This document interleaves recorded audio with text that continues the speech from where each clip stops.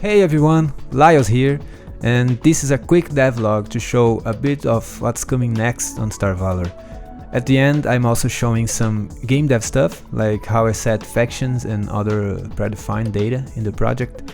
So if you're a player or indie dev, I think you'll like this. The first thing is I'm adding mining role now for ships. So several ships have mining role now, and the Rokida is one of them. So you can see it has a mining laser damage plus 20%. So it's different than mining speed. So mining laser damage applies to anything you hit with your mining laser, not only the asteroids. So it also helps on fighting occasionally. And the other thing is actually new mechanic, which is the building equipment. So the mining ships have a collector beam built in. So the way it works is like this. You can see you already have a collector beam right from the start. You can select it. You can change the key. You can't remove it, of course.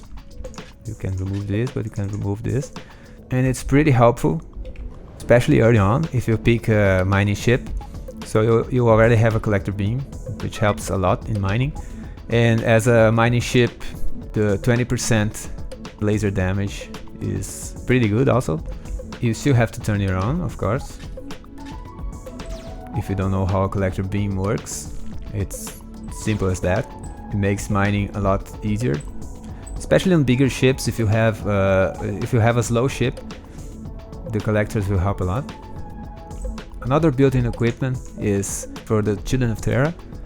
They lost the +1 agility, but they gained a built-in cloaking device. So if you start with a Milausho here, you can already cloak from the start of the game. Of course, the energy will be an issue, but since the COT has a bonus in energy generation while cloaked, it's less of an issue. And the thing is, you can, besides changing key, you can also upgrade. So this is a new feature also. Just like you have the upgrade button here, you have it now for installed equipment. So it works just like this, but you don't have to take it out of the ship. So you can just upgrade it. So it's a lot easier to do like this. And a cool thing about the built-in equipment is you can upgrade it also. And if you try to change your ship, when you go back to your previous ship, it's still upgraded. And since you cannot remove it, what happens if I install another, a better one, better item? So it just replaces it. It's pretty simple. This is a unique type of item, so it would just replace your built-in with this one. So make sure you have a better one. Although the built-in isn't better than a Terra Mantle here, it takes no space, so you save some space there for something else. If you unequip all, it stays there. So it just works. And another ship, initially it was supposed to be a corvette, but it ended up as a frigate. So it's weird looking. I call it the Taurus. And it's also a mining ship. It has a collector beam here. And the cool thing about this ship is, well, not only because it's a blue ship with pretty good stats and the mining role, but it has this kind of a meteor asteroid kill zone here, which I found it pretty cool. So you can just scoop asteroids and destroy them. I have two crafted mining lasers here. They're both triple barrel weapon mounts, which works great. Since it's a mining role ship, you have the collector beams helping. This also works for fighting. You can do like this also. Of course, the ships here are pretty weak, but it's pretty fun. Oh yeah, it has some PDs on the side. Actually, not PDs, but turrets. And one the front, which you can use for whatever. Now the best part of the update is this here.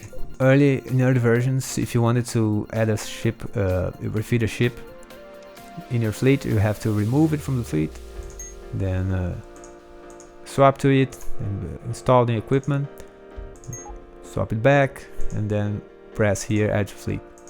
Now all you have to do is dock your ships, these two were docked, and then press this button here. Voila! So the Reaper owned by Francine is here. You can just refit it normally.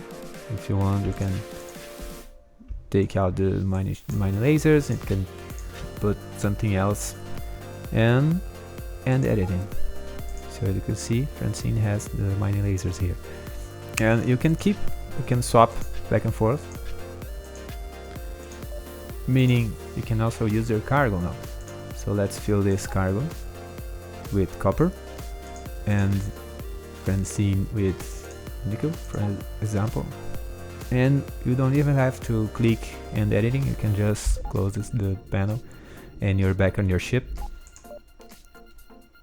So now you can trade, you can carry stuff in your little ships, your cargo ships. It just works a lot better now. So if you want to remove a ship which you are refitting, it will automatically revert to your ship, to your main ship.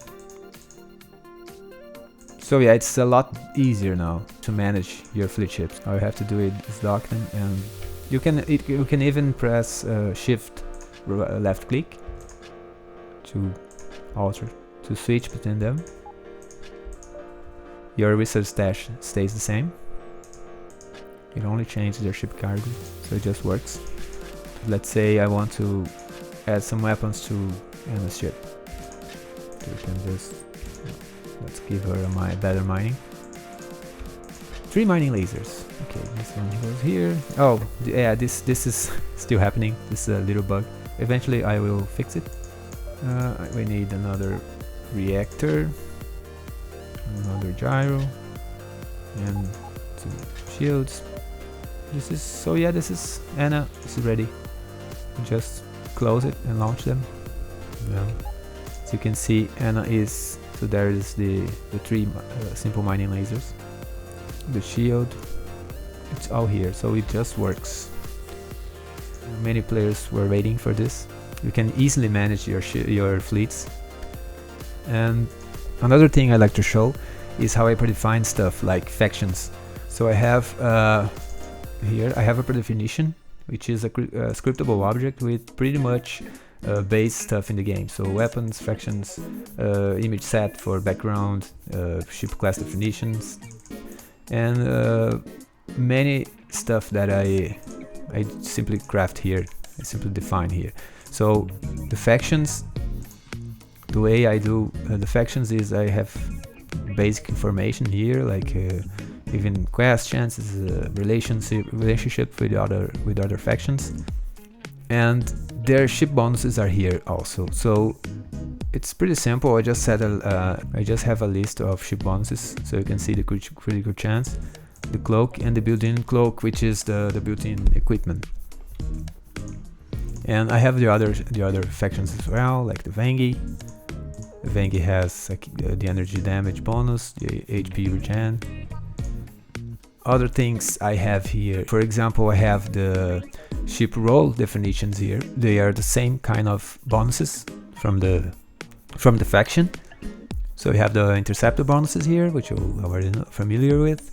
The better ship, damage resistance, the carrier bonus. This is a base carrier bonuses, and the mining is here. So as well, the other roles are not done yet. Well, they are, but I won't show you yet.